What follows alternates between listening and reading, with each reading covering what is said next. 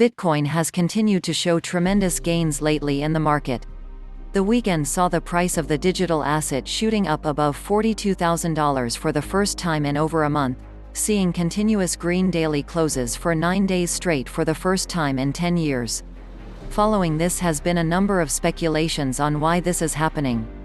And more importantly, how this trend is most likely to end. The indicators continue to point towards bullish, but with the price fluctuations that Bitcoin is notorious for, there is no telling how exactly the current uptrend will end. Related reading: 8 green candles. Here's what happened the last time in Bitcoin. Talking on this was Matt Maley, a chief market strategist at Miller Tabak Co, who was on MarketWatch's call of the day. Maley explained his reasoning behind what he believes was needed for the current gains in the market to stick as prices rally. Maley started out with some advice for investors, who he tells to gauge the action of the prices during the normal market hours.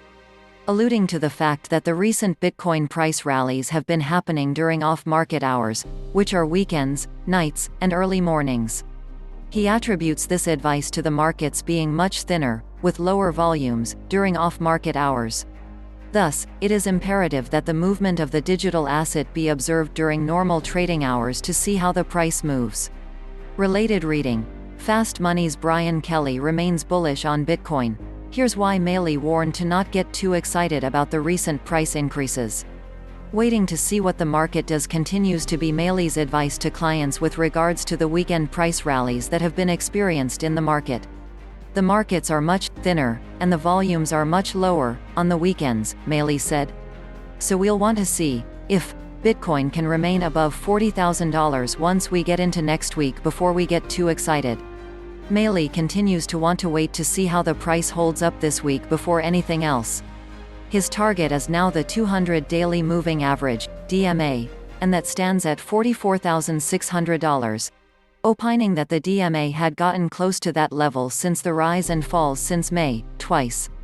But had rolled over both times before hitting it. Therefore, it should provide some resistance upon any further rally in early August, said Maley. Maley pointed out that the digital asset now looks overbought on the current short-term basis. This is based on the relative strength index of the asset, an oscillating indicator used to track the magnitude of recent losses in relation to recent gains.